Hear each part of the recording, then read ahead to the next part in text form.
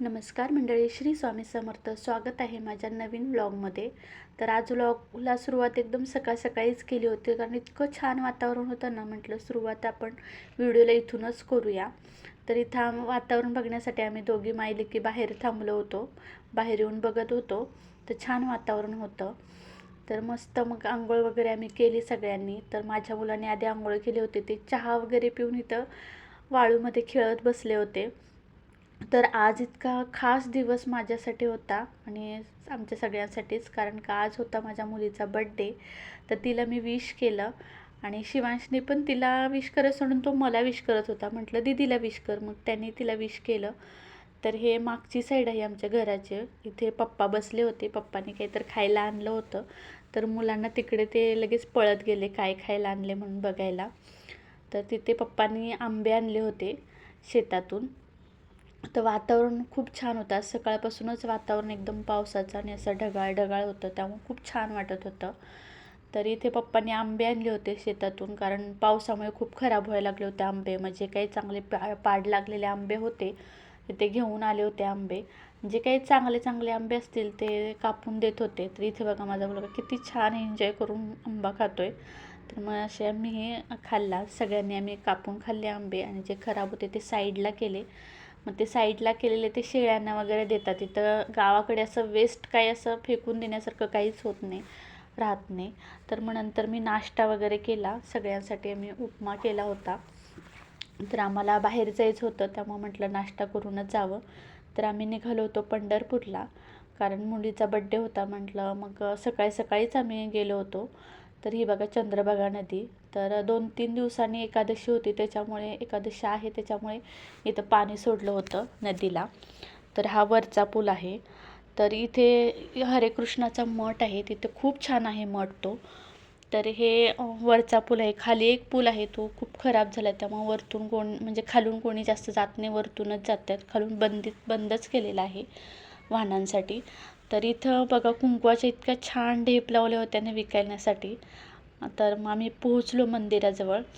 तर इथे शेडनेट वगैरे पहिलं आम्ही म्हणजे जायचो तेव्हा एवढं काही नव्हतं केलेलं, शेडनेट वगैरे रस्ता वगैरे. तर आता खूप छान केलेलं आहे, म्हणजे भक्तांसाठी असं मस्त शेडनेट वगैरे लावलेलं आहे. तर छान म्हणजे ऊन वगैरे लागत नाही, आता बऱ्याच सुविधा झालेल्या आहेत.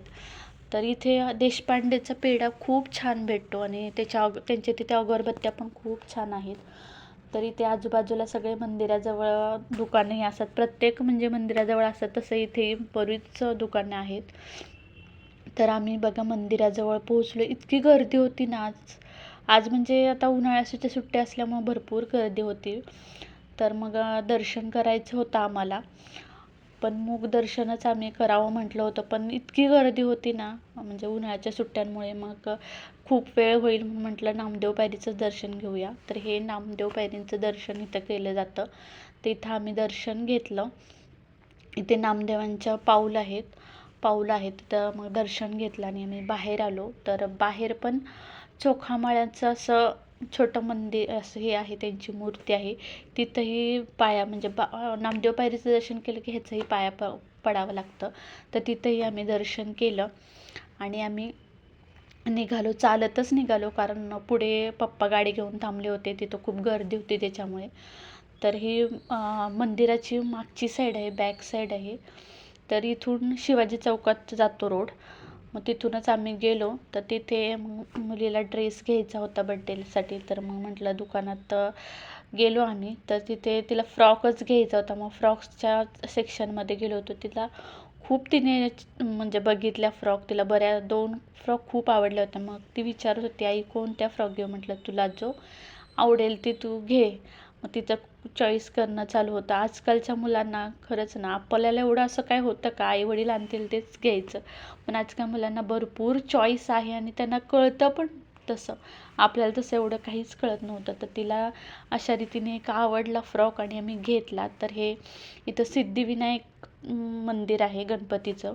तर तिथे गाडीवरूनच आम्ही दर्शन घेतलं, कारण खूप म्हणजे वेळ होईल म्हणून.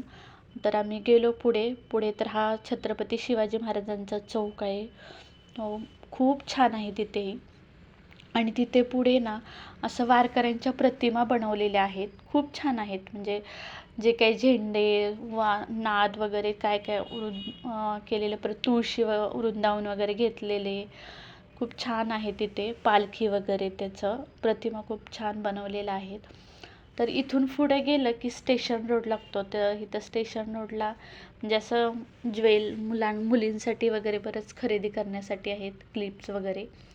तर तिथे काय आम्ही खरेदी केले नाही. तर इथं आलो बघा, इथं हा आहे सावरकर चौक. तो हा सरळ रोड जातो, एस टी स्टँडकडे जातो. तर इथे आम्ही पोहोचलो. बड्डे केक घ्यायचा होता. तर इथे तिला 2 फ्लेवर खूप आवडतात, चॉकलेट आणि आईस केक. म्हटलं त्यातला कुठला केक घ्यायचा बघ. तर तिचं बघत होती. तिला तर ह्यावेळी म्हटली मला चॉकलेट केक घ्यायचा आहे. मग घेतला तो आणि चॉकलेट्स वगैरे थोडीफार घेतली. तर आम्ही घरी पोचलो. तर हा तिच्यासाठी आम्ही ड्रेस घेतला होता बड्डेसाठी. तर नंतर मग बड्डे सेलिब्रेशन वगैरे करायला घेतलं, ओवाळून वगैरे घेतल्यानंतर मग ह्यांचा बड्डे वगैरे केक कट करत होतो. तर दोघेजणी मिळून मस्त केक कापत होते.